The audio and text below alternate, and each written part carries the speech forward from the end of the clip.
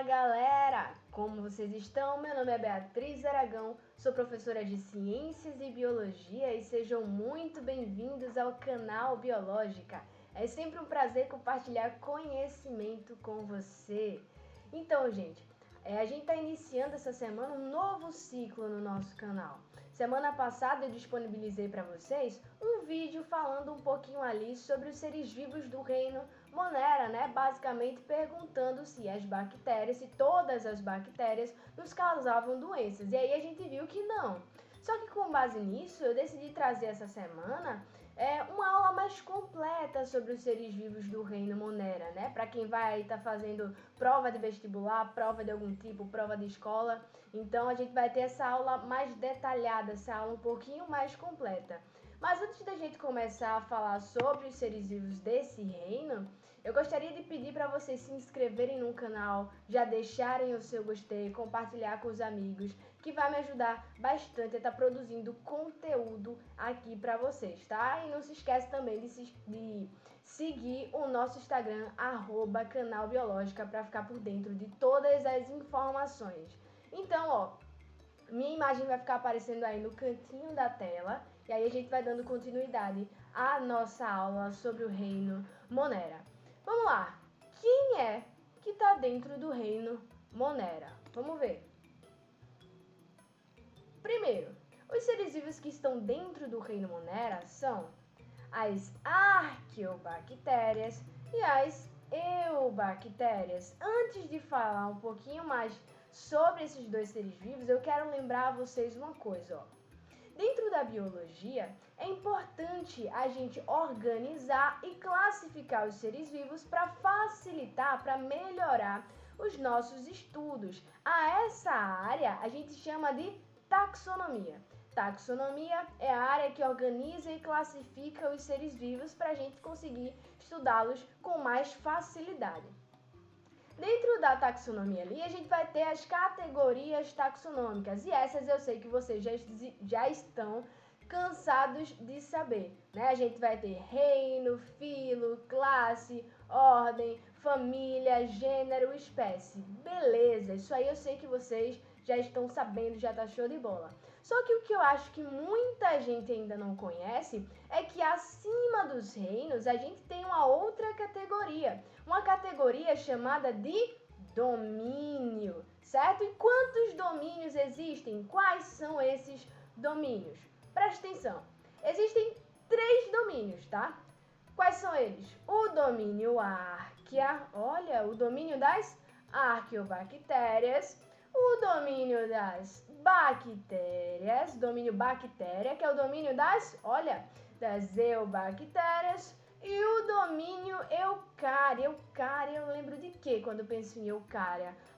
Será que são os seres vivos eucariontes? Olha aí, ó. Quando a gente pensa em eucária, a gente está pensando em quê? Em seres vivos eucariontes, seres vivos que vão ter células um pouco mais complexas, células com organelas mais específicas. Exatamente. Então vamos lá, ó. Já que a gente tem 3 domínios, 2 são de seres vivos procariontes, que são aqueles seres vivos que vão ter células um pouco mais simples, e um, que é o eucária, ele é daqueles seres vivos que têm células eucariontes, que vão ter células mais complexas. Eu acho que eu já estou entendendo. Tu tá querendo me dizer que o reino Monera vai ter 2 domínios? Sim, ó. No reino Monera a gente tem o domínio Arquea e o domínio das eubactérias. Qual é a diferença ali das arqueas e das bactérias? Basicamente vão ser as propriedades bioquímicas e aspectos de metabolismo, tá bom? Então, inicialmente, vamos estudar um pouquinho as arqueobactérias, as arqueas, né? Não se sabe tanto sobre as arqueas, pessoal, mas o que se sabe é que elas vivem, elas gostam de viver em ambientes extremos, em ambientes que a gente diz que são extremófilos. Deixa eu te dar um exemplo. A gente vai ter arqueas termófilas extremas, que são aquelas que vão gostar de viver ali em ambientes bastante quentes, né, em ambientes muito quentes. A gente vai ter as arqueas halófilas, que são aquelas que vão viver, que gostam de viver em ambientes com altas concentrações de sal. E a gente vai ter as metanogênicas, que são aquelas que vão produzir o quê? Peraí, metanogênicas, metano? Será que elas vão produzir metano? Exatamente. As arqueias metanogênicas são aquelas que vão produzir metano. Certo? Então, toda vez que a gente ouvir falar em árqueas, a gente vai saber que são seres vivos procariontes que gostam de viver em ambientes extremos, em ambientes extremófilos. Então, vamos lá. Agora vamos estudar um pouquinho as características das eubactérias, né? Que são as eubactérias? As eubactérias são as bactérias propriamente ditas, né? E também as cianobactérias, ou também conhecidas como cianofícias ou algas azuis. Vamos ver as características gerais desses seres vivos, ó. Primeira característica que eu trouxe aqui para vocês é que eles são seres vivos unicelulares. Como assim? O que quer dizer que são seres vivos unicelulares? Seres vivos unicelulares são aqueles que vão ser compostos, que vão ser constituídos, formados por apenas uma única célula. Seres vivos unicelulares são aqueles formados por apenas uma única célula, certo? Então, deixa eu te dizer uma coisa, ó. As bactérias, elas vão ser seres vivos que a gente chama de seres microscópios, ou seja, a gente não consegue observar uma única bactéria a olho nu. A gente precisa de um instrumento chamado de microscópio. Porém, esses seres vivos, eles costumam formar o que a gente chama de colônias. E essas colônias podem sim ser observadas a olho nu, tá certo? Então ali, ó, são seres vivos unicelulares, formados por uma única célula. E também, ó, vão ser seres vivos procariontes. O que quer dizer isso? Seres vivos procariontes são aqueles que vão possuir uma célula um pouco mais simples, né? Onde a gente vai ter ali o DNA, o material genético disperso pelo citoplasma. Já eu explico para vocês mais direitinho e mais detalhadamente a estrutura da célula bacteriana, certo? Ó, esses seres vivos são encontrados em diversos ambientes, em muitos ambientes. A gente pode encontrar eles no solo, a gente pode encontrar na água, a gente pode encontrar no ar. Meu amigo, esse ar aqui, ó, que a gente tá respirando, tá cheio de micro-organismos, incluindo as bactérias, tá bom? No nosso corpo, ó, na minha pele mesmo, na sua pele, também tá cheio de bactérias. A gente tem bactérias vivendo em praticamente tudo, no nosso chão, na nossa parede, nesse quadro que tá aqui, que vocês não estão vendo, tem um quadro aqui, tá certo? Então, as bactérias, elas vão estar presentes em diversos ambientes, em variados ambientes. A gente vai ter também, ó, bactérias aeróbias ou bactérias anaeróbias. O que significa isso? Bom, as aeróbias são aquelas que vão necessitar do oxigênio para produzir energia, que vão produzir energia a partir do oxigênio.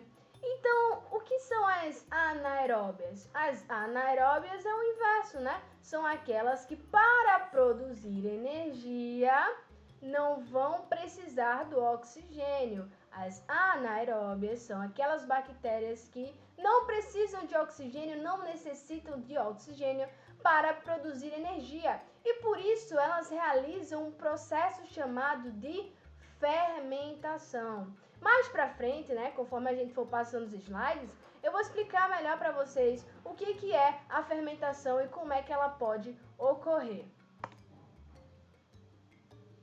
Olha aí, ó, a gente também vai ter bactérias e cianobactérias autotróficas. Como assim autotróficas? Bom, autotróficos são aqueles seres vivos que vão produzir o seu próprio alimento, que vão produzir o seu próprio composto orgânico. E como é que eles vão fazer isso? Nesse caso aqui das bactérias, né? Podem fazer isso por meio de dois processos, por meio da fotossíntese e por meio da quimiossíntese, tá bom? Existem também aquelas bactérias que são heterotróficas, ou seja, aquelas que, ao contrário das autotróficas, não vão produzir o seu próprio alimento, não vão produzir o seu próprio composto orgânico, como, por exemplo, as bactérias decompositoras, certo? Que vão estar ali atuando na ciclagem de nutrientes.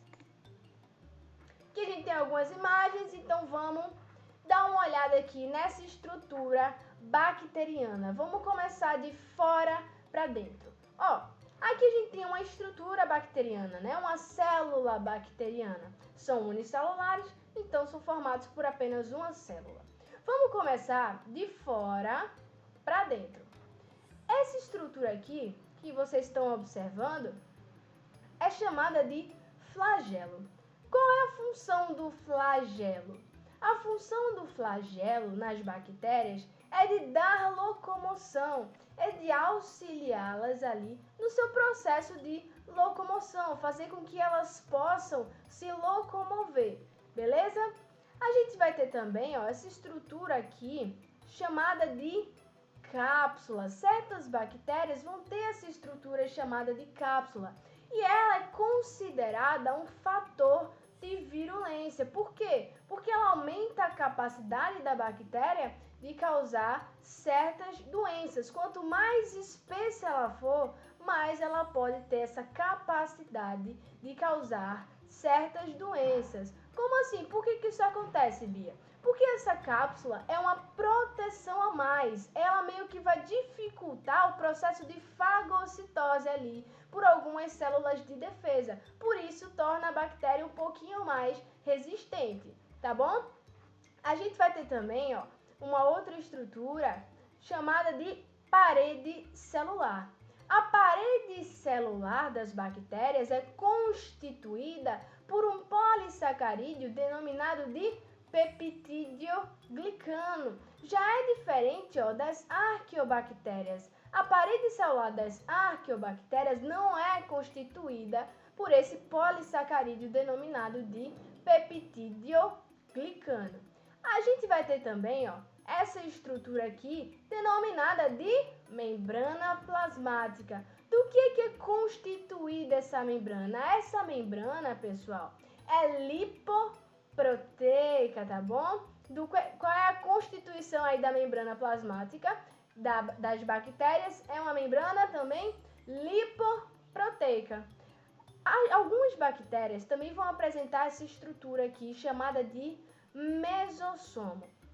Acredita-se que esse mesossomo, no processo de divisão celular, ele se liga ao cromossomo bacteriano. Também acredita-se que ele pode auxiliar ali no processo de respiração celular das bactérias aeróbias, tá bom? Agora presta atenção numa coisa, pessoal.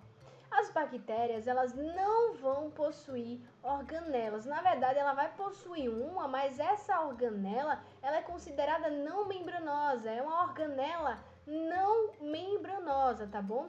Que são os ribossomos. Qual que é a função dos ribossomos? A função dos ribossomos é produzir, é sintetizar proteínas, tá bom? Mas é uma organela não membranosa. As membranosas, as bactérias não vão possuir, beleza? As bactérias também, ó, vão possuir o quê? Material genético, o seu DNA. Só que a célula bacteriana, ela não vai ter uma estrutura que vai envolver esse DNA, né? Uma estrutura que a gente chama de carioteca. Não, esse DNA, ele vai ficar ali disperso no citoplasma, galera. Vai ficar ali numa região chamada de nucleóide. Lembrando que o DNA das bactérias é um DNA circular.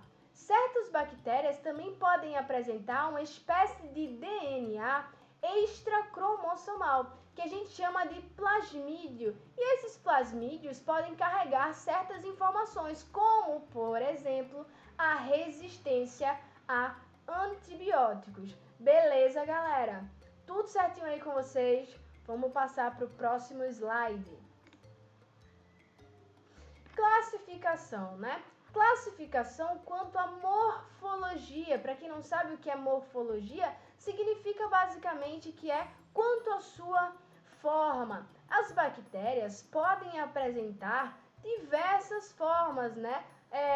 Por exemplo, elas podem apresentar formas mais arredondadas, formas ovoides. E as bactérias que apresentam esse tipo de forma, a gente chama de cocos. Nesse caso de cocos aqui, ó, a depender da forma como elas se agrupam, a gente pode dar outras denominações. Porém, o finalzinho sempre vai ter cocos. Por exemplo, quando elas se unem, ó, em dupla, né? Quando a gente tem dois cocos, a gente chama de diplococos, certo? E aí, dependendo da conformação, dependendo do agrupamento que elas vão originando, a gente vai dando outros nomes para elas, como por exemplo streptococcus, estafilococcus e assim vai. A gente também tem as bactérias que a gente chama de bacilos. Por quê? Porque elas vão ter esse formato aqui, ó, de bastão. Quando a gente pensa em bacilos, a gente já lembra de quê? A gente já lembra de lactobacilos vivos, aqueles, né? Lactobacilos, aquelas bactérias, aqueles seres vivos que são utilizados, por exemplo, em leites fermentados, em iogurtes que a gente consome, certo? Então, ali são bactérias que têm formato de bacilos, que tem esse formato de bastão.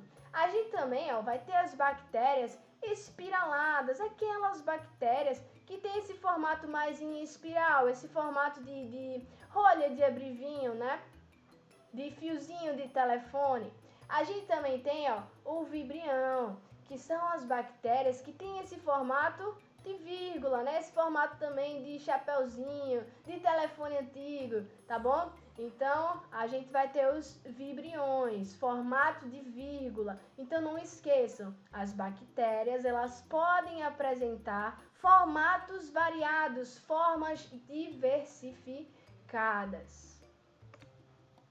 Vamos agora para o processo de reprodução das bactérias. Elas fazem, pessoal, um processo de reprodução, pelo menos geralmente, elas fazem um processo de reprodução assexuada, denominada de fissão ou divisão binária. E no que consiste esse processo de reprodução? Esse processo ele vai consistir basicamente, ó, a gente tem uma bactéria, uma célula bacteriana. E o que acontece para ela poder se reproduzir? Ela vai começar ali, ó, a duplicar o seu material genético, certo? Vai começar ali o trabalho para duplicar esse material genético, para duplicar esse DNA. E aí, ó, depois que ela duplica, o que acontece? Ela começa esse trabalho de se separar, de se dividir. E aí, ó, ela, a partir de uma, originou duas bactérias idênticas, originou duas células idênticas. Esse processo, né, que é um processo de quê? Esse aqui é o único lugar onde a gente diz que o processo de divisão vai ser igual à multiplicação. Eu dividi uma célula e aí eu obtive duas idênticas, né? Então, esse é o tipo de reprodução assexuada que as bactérias realizam. Porém, pode acontecer das bactérias trocarem fragmentos de DNA, trocarem ali material genético, e isso pode ser equivalente a um tipo de reprodução sexuada. E quais são esses processos, né? São os processos de conjugação, transformação e transdução, no qual vai haver aí essa troca de fragmentos de DNA, onde a gente vai ter uma bactéria receptora que vai aí receber o DNA de uma outra bactéria, né? Esse fragmento de DNA de uma outra bactéria e vai unir esse fragmento de DNA ao seu próprio cromossomo. E aí a gente vai ter essa troca de fragmentos de DNA. Lembrem e saibam que isso pode acontecer. Vamos dar uma olhadinha agora no processo de fermentação realizado pelas bactérias, como eu falei, anaeróbias, aquelas bactérias que para produzir energia não necessitam de oxigênio, não precisam de oxigênio. E como é que acontece esse processo, né? O que é esse processo? Esse processo é basicamente um processo químico que vai ocorrer na ausência de oxigênio, no qual certas bactérias realizam uma transformação da matéria orgânica em outros produtos e energia. Vou até grifar para vocês. O resultado final de tudo isso vai ser outros produtos, mas principalmente o que a gente quer aqui, energia,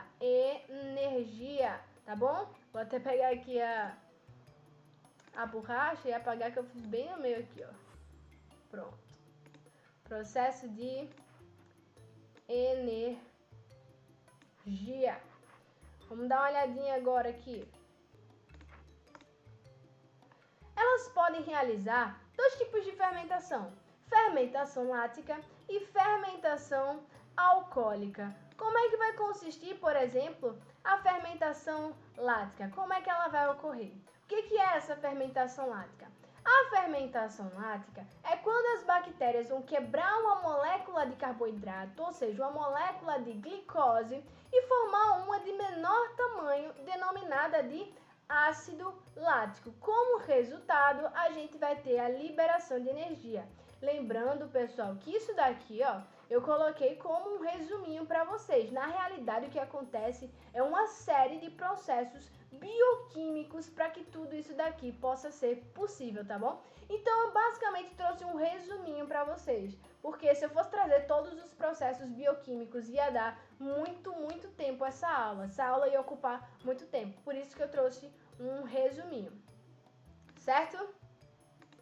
Aí, vamos lá, vamos ver o processo de fermentação alcoólica.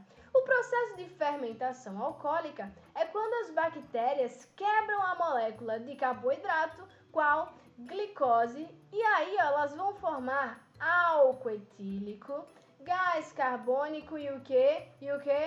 Energia. Esse tipo de fermentação, galera, é muito utilizada na produção de bebidas alcoólicas, tá bom? Esse tipo de fermentação aqui. Certos fungos também realizam a fermentação alcoólica, como por exemplo as leveduras.